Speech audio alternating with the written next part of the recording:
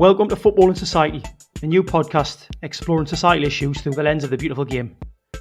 I'm Norman Riley, and I'm joined by Ash McMullen and Chris Shipman. And over the next few weeks, we'll be exploring topics including the ethics and future of gambling sponsorship, community football initiatives in deprived neighbourhoods, and player celebrations in the postmodern age. Today, though, we're looking at the hidden effects of moving stadium for football fans. Since 1995, a third of all clubs in the English Premier League and Football League have moved stadiums, including West Ham and Man City. Neither West Ham nor Man City built or commissioned their own stadium. Instead, they inherited a stadium following major events in other sports, namely the Olympic Games in London and the Commonwealth Games in Manchester. Richard Irving published an article in 2019 exploring how supporters of both clubs felt about the move from their traditional home to a new stadium. Richard describes this as a mega event for the football clubs involved. He interviewed supporters of Man City and West Ham about the impact of these mega events, focusing on the ways in which they had changed their routines and habits. Among fans of Man City, who moved to the Etihad Stadium in 2003, the transition was generally welcomed and some fans acknowledged a longing for a new start, although they also conceded that the atmosphere had changed. West Ham supporters were less enthusiastic about their move to the Olympic Stadium. Match days were compared to a shopping experience, given the stadium's proximity to the enormous Westfield shopping complex. And some fans said that the club's history had been sacrificed in order to make the move. Richard suggests that Man City's success since moving stadium has made supporters more appreciative of the Etihad. West Ham have only recently moved to the Olympic Stadium, and time will tell whether the club supporters will feel more positive about their new home in the years to come. In any case, Richard warns that moving to new stadiums does risk alienating some fans and even losing their support. Richard has kindly agreed to join us today to discuss his research. Richard's currently doing a PhD at Birkbeck, University of London, and he's also the network manager for community-owned clubs at the Football Supporters Association. Richard, many thanks for joining us. No problem at all. Good to speak to you. Equally, very happy to have you. We'll start, Richard, just out of interest, why did you conduct this research and why were you interested in these so-called mega events and how fans react to them? The research actually came out of a conference that I attended, which was hosted by Football Supporters Europe, and it was a getting together of sort of like minds across football research in Europe, and was looking at the fan cultures basically. And I was looking for seeking a topic that was not only of interest to me, but I thought would be of interest to others, obviously. And it was kind of at the forefront with the recently moved West Ham, the mooted Tottenham move in the UK. And a number of others that we've seen across England and Wales, and also in the light of some of the moves in Europe as well. But in particular, I chose those two clubs because neither of them were my own. I did know some supporters from both clubs, and thought it was a very interesting topic to try and sort of compare and contrast exactly what they thought about their experiences. Couldn't agree more. It is a very, very interesting topic, and we can move straight on to the questions that we've formulated based on your very, very interesting article. I'm going to start with a quote from a fan that you interviewed. I remember it very clearly. I was in the vast minority. I was dead against it, as I felt that I liked Main Road. I perhaps romantically believed that City were the proper club, as opposed to United. That's Manchester United, not the obviously only United Newcastle. This quote, it reflects how fans' identities are shaped through their club, how they perceive themselves and how they're perceived by others. And as a Newcastle fan, even though I understand that adherence to a constructed collective identity can be restrictive and problematic, my support for the club has it's helped me maintain my bond with the area, and it shaped my identity as a Geordian. Despite having lived 25 of my 43 years outside the region, it contributes to my sense of belonging to a air quotes homeland. I felt strongly when the current club owner changed the name of St James's Park, even though on a pragmatic level, I could understand that it was a sign of the times. However, I felt that something which had shaped my personality in a positive way was being polluted by the disease of unfettered capitalism. Could it be argued that fans feel antipathy toward moving stadiums as it can feel like they're having their identity eroded? It's a really complex issue. It very much depends on a number of factors that around those individual moves themselves. I mean, this individual that you quoted there was somebody who was sort of early to mid 30s, had only known obviously Main Road as an experience. He, as he said, he was very much in the minority. but it was all built around that identity and the rituals around going on a Saturday or a midweek to Main Road. And I saw in that myself very much reflections of my own experiences. I actually grew up in a boring home counties town, found an identity through my father's attendance at Arsenal, went to Arsenal from the age of 6, had a season ticket for 35 years, but interestingly, 3 years ago, actually decided that I was going to stop and have never been back since.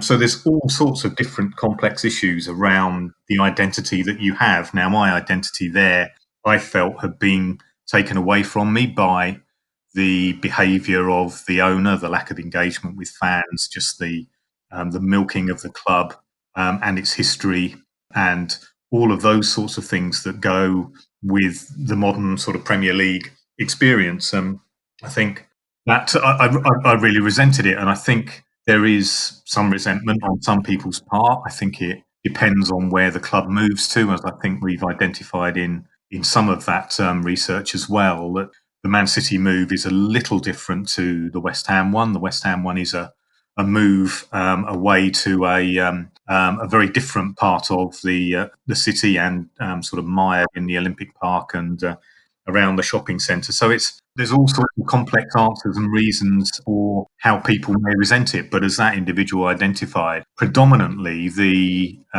feeling has been, certainly amongst those Manchester City fans, was that the move to a new stadium was very, very positive. The West Ham fans were a lot more divided, it had to be said. To stress that it is only a very small sample that we took for this particular research, but it gave a flavour for how people were feeling about those moves. You contrast that with the Arsenal and Tottenham moves. Arsenal literally just a quarter of a mile away at its nearest point. Tottenham just a redevelopment of the same stadium. So those identity issues around place aren't there. So again, they were moves that I think the majority of people welcomed. I don't think there were too many dissenting voices around Arsenal and Tottenham during their moves as there were perhaps at West Ham. Just talking about location, and you mentioned Spurs and West Ham, two clubs that have revamped their grounds or moved to new grounds, one where they've just reoriented the pitch and one where they've actually moved location. I get the feeling that a change of location seems to be the biggest grievance, the kind of number one reason for a sense of upheaval and an upset among the fan base. Do you think that's fair, or is it more complex than that? I do think that's fair. I think the rituals that you develop on a match day are something that you cherish. Invariably, you will have done those from a young age with the same people and all of those sorts of things. So that sense of place is well very much at the forefront of your mind in the memories that you have. I think that in contrast to the Manchester City move is to a completely different part of town, but at least it's kind of walkable almost from the centre of the city and within walking distance of, let's say, some reasonable pubs, the sorts of places that football fans would ordinarily congregate. West Ham has some elements to it that are probably an improvement, in as much as there's craft beer places not a million miles away from the Olympic Stadium that some fans will find attractive, but to many, and particularly the traditional fans that have been going for a number of years, they'll never quite substitute for the Berlin or somewhere like that, very, very close to the old ground, and actually finding. And I guess it's, I don't know, maybe you could go a bit further and say that it's just another little bit of your childhood being taken away in some ways, certainly in some instances. So yeah, I think the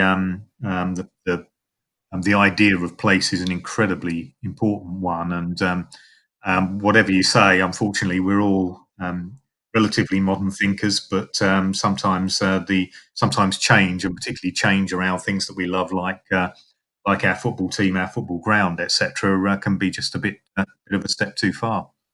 Yeah, it reminded me of, to a certain extent, of how the Premier League have tried to play a game 39 abroad, which again is it's kind of on the same path. It ties into the fact that fans are just being completely and utterly ignored to a certain extent. And, there was a little bit of kickback against it in the Premier League, this 39th game abroad.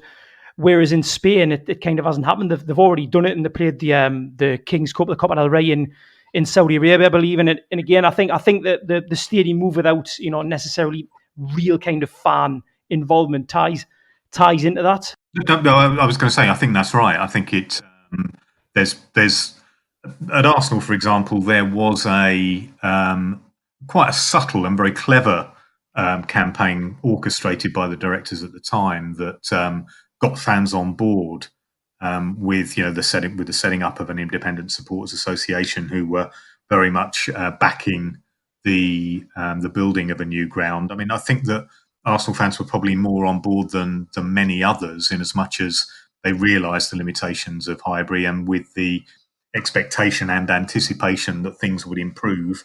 And to all intents and purposes, they had no reason to suspect that they wouldn't, with the move to a bigger stadium that could create a lot more revenue.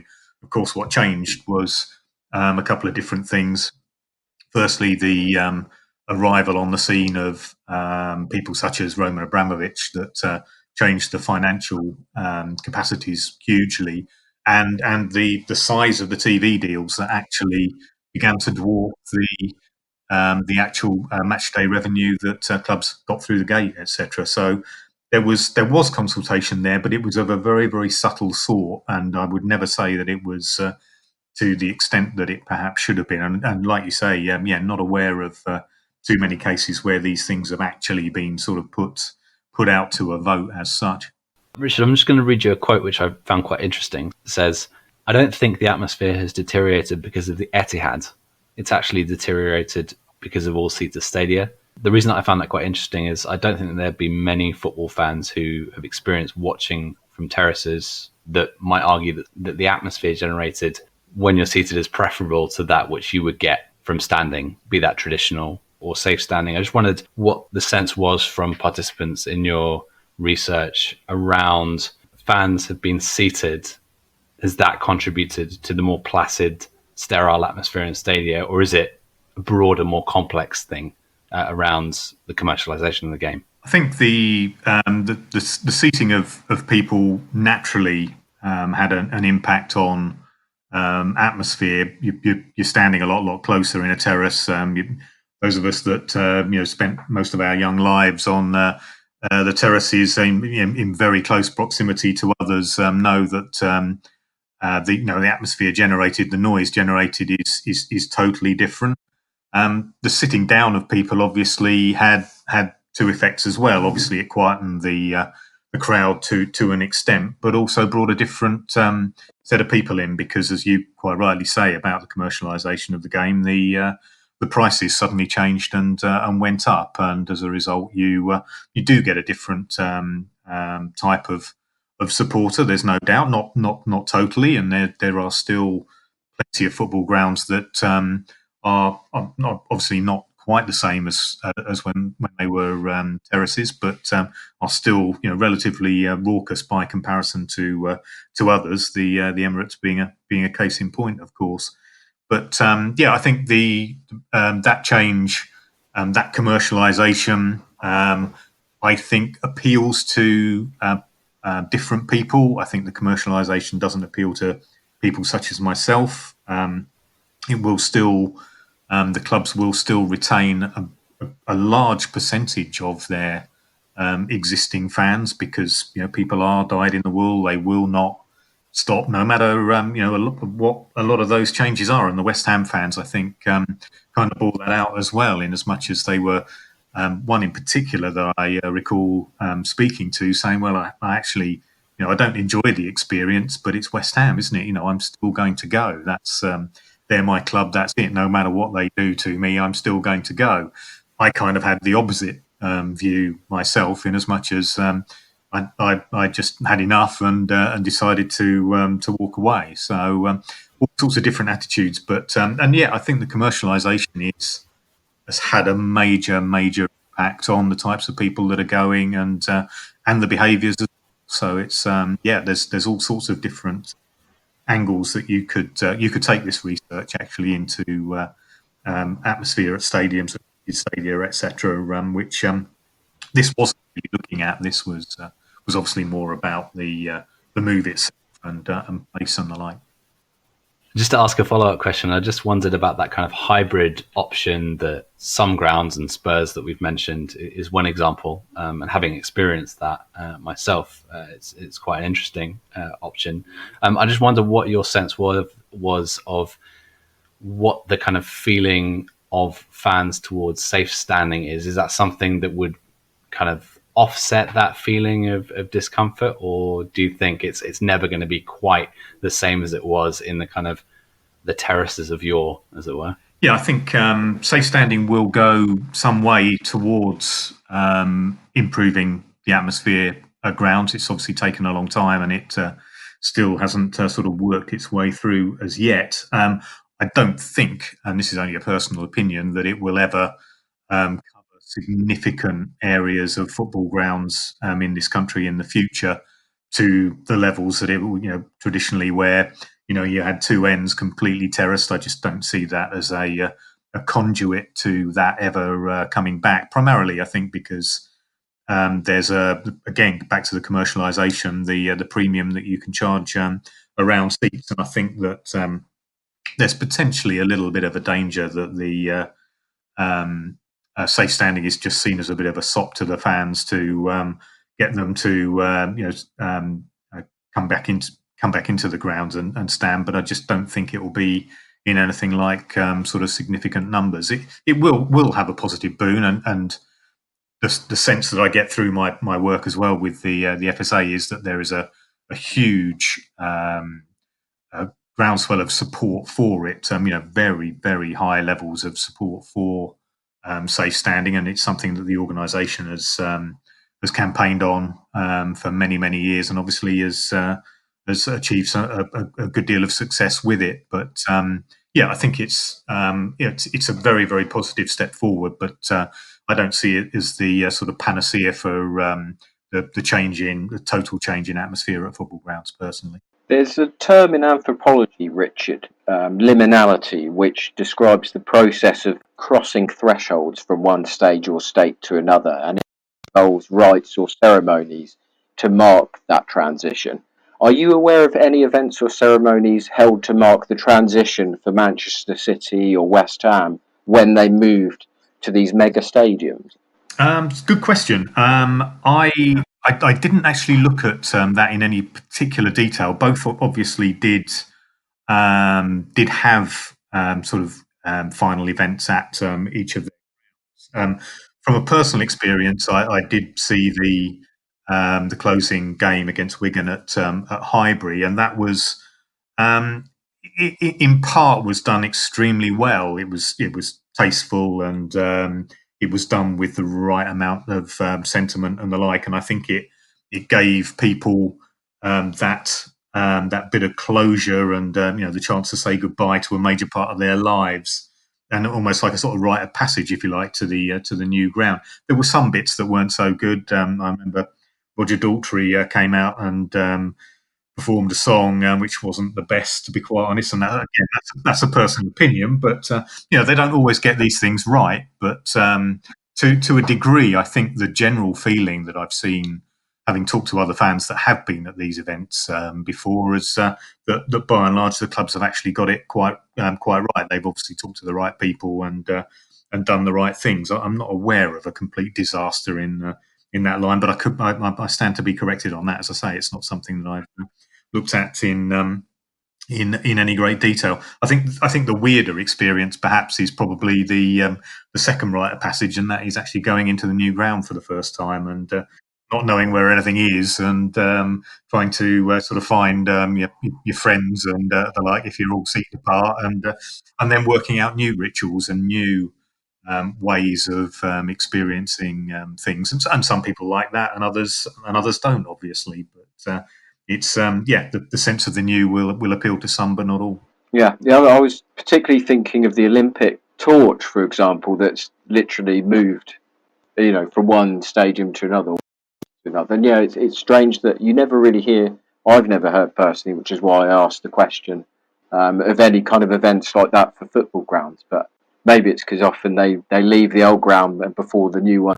But another thing you were mentioning in your article was about the demise of traditional real ale pubs and match days becoming a kind of shopping experience now. And that reminded me of probably my worst away day experience with Colchester United when we played Colchester away at the infamous Ricoh Arena. And the only place to actually go and have a drink outside the ground was the Frankie and Benny's in the retail park. So my question was, to what extent are the mega stadiums now being built on the edge of towns in these retail parks kind of accelerating the homogenization of cities in general, and are they linked to a kind of diminishment of local character in our community? I think they are. I think that's absolutely right. I think that it's a major problem in that respect, that people don't see something that they're used to. I think the idea that of going and drinking in the shopping centre at West Ham, or the Frankie and Benny's as you describe it at Coventry, is pretty abhorrent to quite a large number of fans who've maybe gone to those real ale pubs and the like before, but it's not necessarily around the real ale and the like. But it's it is a bit of a culture shock. And as I said earlier, I think the Etihad is relatively accessible to the centre of Manchester, and West Ham has a few plus points to it. But I think it leads into a much more important issue, and that is of community and the fact that these clubs are rooted in their communities. And if you uproot them from their communities, then you end up with a different community, and one that isn't always necessarily ready to receive it as such. So you're changing those communities. You're somewhere like up the area around Upton Park is a much changed place now that you don't have the 40 or so or the 30 or so games of football played around there every year. I think that certain of the new areas will support the new stadium, and others will not so much, and some will turn into a fairly dreadful experience as a result.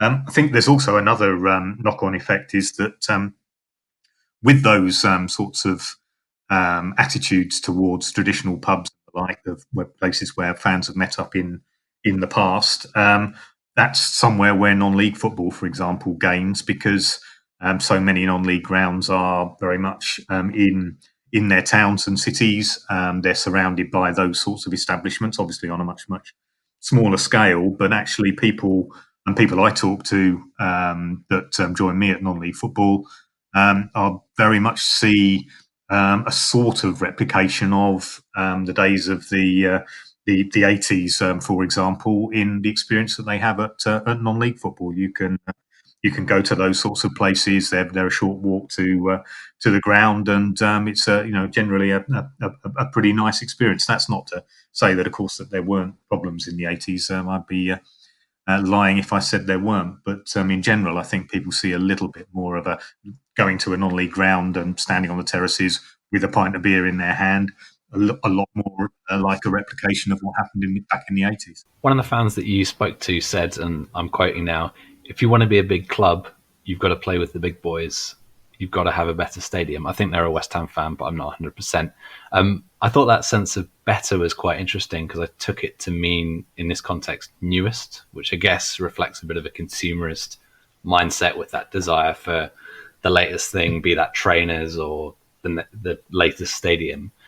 I just wondered, based on your research, to what extent do you think that fans are willing to sacrifice that kind of raucous, traditional, combative atmosphere in order to have the newest, shiniest arena? What's that trade-off like? I think it's different in those two particular cases. I think the ambitions of the two clubs were slightly different. I mean, obviously, it coincided with Manchester City getting new owners, and that was no real coincidence, obviously, that they went through the Shinawatra age. But then, as soon as the folks from Abu Dhabi arrived, that took them onto a totally different plane, and they needed that stadium, obviously, go along with it to take them to that level. And I think that was their aim. West Ham, I think, is without denigrating West Ham in any way, shape, or form. I think the ambition was to get back up to a level where they could start to compete within the Premier League, whereas Manchester City was way above that level and getting into the Champions League and the like. And I think that they saw that as the stadium really was only part of it. Certainly, the ownership of Manchester City was the thing that had the change. Having said that, without that new stadium, those new owners probably wouldn't have been attracted into ownership of the club. So it had a different effect there, I think, to what we've seen elsewhere.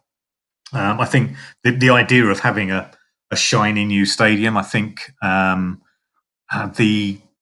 there really was at West Ham. There was certainly a real split in the feelings I referred to earlier about whether they should move to the new ground. There was a very, very large number of people that didn't feel that having that bright, shiny new stadium was really West Ham.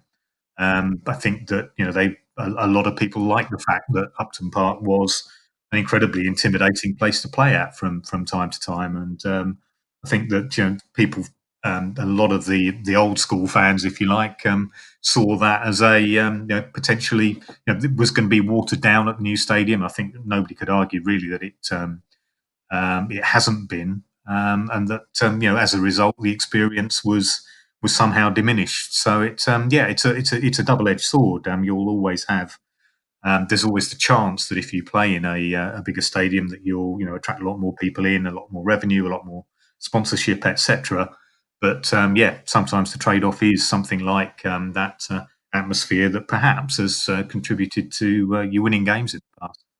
100%. I think it's the marketing element of having that big stadium. Like you said there, Man City, all of a sudden in this new stadium, are a more attractive prospect for a potential wealthy buyer. And the West Ham owners themselves, obviously, they saw the pound signs before they saw the possible reality of leaving the advantages that Upton Park had brought West Ham. And that ties in nicely to your role now in this next question. A fascinating role that you have as the network manager for community-owned clubs at the Football Supporters Association. I think I was thinking of Bev's word in the article. Bev's the West Ham fan who mentioned that although there might be problems, we're leaving Upton Park and moving to a new stadium, should never stop going. And then it got me thinking of my own feelings at present and the detachment I feel. There's no doubt I live hundreds of miles from the club. I've supported all my life. And Newcastle itself is still a club that's located in its community. But the kind of hyper-capitalistic aspect of Premier League football is taking its toll on my enthusiasm for the game at the top level. And I'm starting to look at community-led fan-owned clubs with political identities, such as Clapton Community FC, with envy. And I was just wondering, really, do you, and especially as you see in your role, do you anticipate and see evidence of more and more fans turning their backs on top-level football and moving towards supporting fan-owned clubs as a kind of form of protest at how commercialised it's become? There is a trend. Community ownership, I think, is you need to kind of separate it away a little bit, because the community ownership, it traditionally has often come from adversity, from crisis, etc., which is a shame, because what I would like to see as the network manager for community-owned clubs is a more planned move into community ownership. So a structured move into it, rather than us having to do it out of crisis all of the time. I think that the move, and particularly at my club at Lewis, so I'm surrounded on the terraces by people who have got other clubs, predominantly London-based Premier League clubs, and have come away because they didn't really enjoy the experience and found something that they liked at non-league football. So I think in general, non-league is beginning to benefit from people losing that identity with their clubs and their clubs' owners and the like. I think Newcastle is a particular case in point that surprises me to some extent, in as much as the fans remain loyal. They turn up every week, and there's not been a concerted effort to sort of boycott or just not go along to games, particularly under with the ownership that you have at the club there right at this moment, and that is I don't know when that tipping point will be and whether it will ever come, but that loyalty that you speak of and the identity you're obviously questioning, your own sort of faith in what's going on in the probably not necessarily only around Newcastle, but what's happening in the Premier League and hyper commercialisation and all of these sorts of things. And there are these alternatives that, and Clapton is a brilliant example of what you're talking about. They do things completely differently. It's it's fan owned, it's member owned, it's they work it as a series of committees without a sort of management board. Everything is democratically voted for, or pretty much everything. There are a series of committees appointed that make decisions on certain issues, but you will see as a member that you regularly get an email saying we'd like you to vote on this. And this is, to my mind, democracy in full flow and in its at its absolute best. And that's how community-owned clubs work. They work as community benefit societies, so one member, one vote. There's nothing, around major shareholders and them having the lion's share of the say over everything, and you get a democratic vote within those clubs. So it's it's a very much a different mindset that has to be sort of taken on board by fans. It's not something that traditionally in this country we have had a great deal of, with the sort of demise and demutualisation of building societies and all of those sorts of things. So things that around mutualisation and the like, and unions going the same way as well. I think the sort of collective community aspect has kind of gone a little bit from society, and we're just sort of beginning to build that back up with people who do have ideas around how community football clubs can work. Do you think the impact of the pandemic may make community ownership more prevalent, more likely? I do, absolutely, yes. I think that the primary advantage of community ownership is sustainable.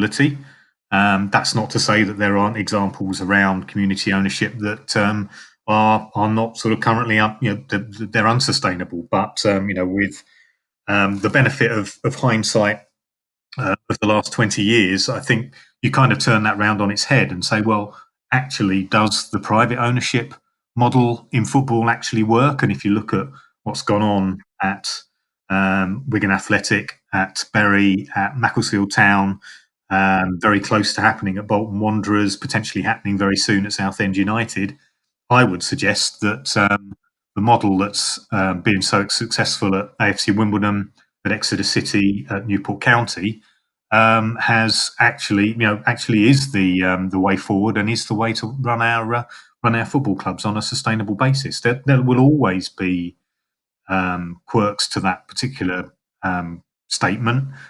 We've seen in the past few days Wrexham be taken over by two Hollywood actors. And that there's no legislating for how people will react to that. We've seen it go before with Portsmouth, and we've seen it with Brentford going back into private ownership, and with varying degrees of success. Let's be honest.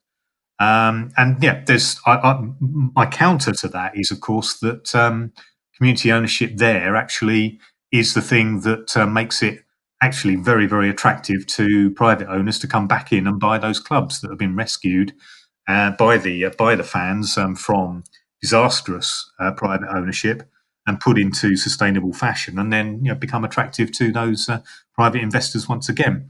But to answer your question, I think that there will be more failures within the private ownership model. I can't say that there wouldn't be within community ownership, but they are more robust, they are more sustainable, they work within financial constraints that they have to around sustainability, because they're regulated by the Financial Conduct Authority. They stand more chance of surviving the pandemic than pretty much anybody else. You say in the article that with the 1966 World Cup held in England, there was no requirement for a legacy when it came to justifying the event itself, as there is. So it's very commonplace now, and one of the first things PR around a mega event will actually focus on. Was there a moment or time when this shifted and legacy did become a key concern? And to what extent is that related to the rise of neoliberalism and the scaling down of big government in, say, the late 70s and 80s? Yeah, I think it was certainly after the Olympic Games and World Cups of the 80s and into the 90s, we begun to see proper thinking around what the legacy might be for such places as Barcelona and the like. But then again, there's been some pretty bad examples of how not to look at legacy as far as major events are concerned.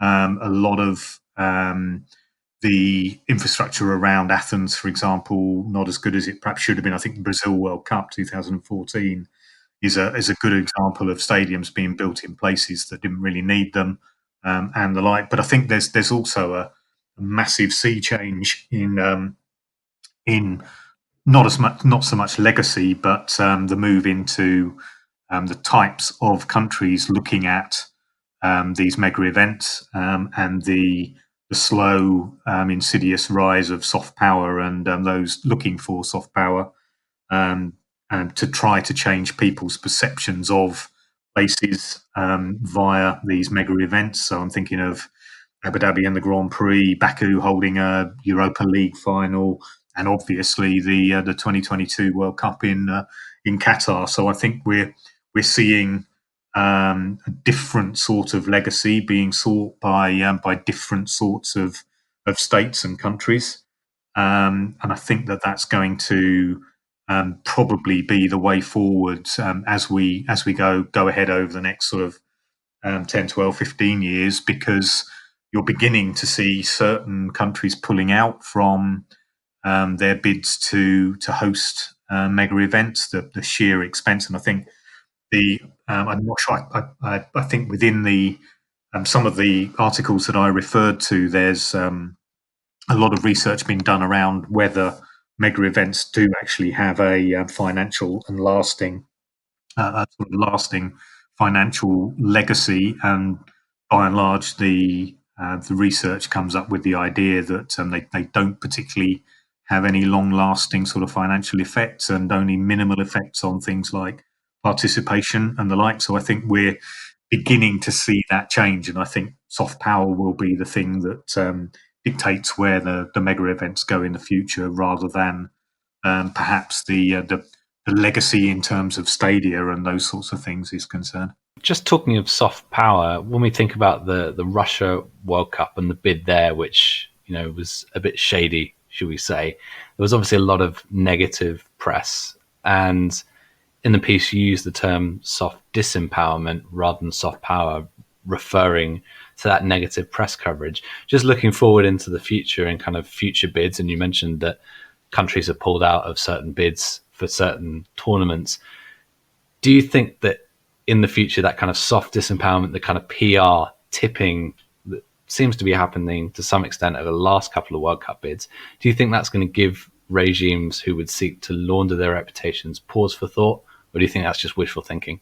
Yeah, I think it's wishful thinking, I'm afraid. I think that alongside that soft power that we've talked about, and many other articles have talked about, I think also is the rise of populist governments as well.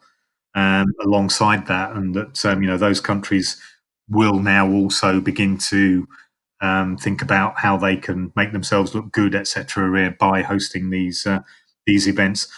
I think looking back at the Russia World Cup, I think there was a lot of negative press in advance of it. A lot of that, obviously, in this country was around safety, etc. But I think there's widespread agreement that the certainly people I know that were there was widespread agreement that the World Cup was run and hosted and went off very, very well indeed. So yeah, but I think that there are going to be changes to the types of countries that we see in the future, as I say. And I think that the traditional countries that in the past have seen World Cups maybe on a couple of occasions, they're perhaps just not going to be in that mix in the future. Thank you very much, Richard. I think we're just about done there. Just before we finish up, just where can listeners, if they're interested to hear more from you, catch you on Twitter or anywhere else? I tend to be a little bit. I tend to avoid Twitter myself. I read it, but don't tend to tweet. But certainly, as far as the work we do, I would. The FSA has a Twitter feed. That's We Are the FSA. As far as our own website is concerned, there's all sorts of things going on that. There's news stories updated on that every day. All sorts of useful materials if you're thinking perhaps of setting up your own fan group, or potentially thinking about trying to set up a community-owned club or move your club into community ownership. The FSA website has a lot of information on that that points you in the direction of of how you can do all of those sorts of things. But and anybody that's interested can happily contact me via the FSA. Fantastic. Thank you very much. We'll leave it there. Until next time. Thank you and goodbye. If you enjoyed this show, then please do head to your listening platform of choice and leave us a review. This will help others find us. We would love to hear your thoughts and questions on today's show. So please do connect with us on Twitter @FootballSocPod. Thank you for listening to the show and supporting the Football and Society podcast.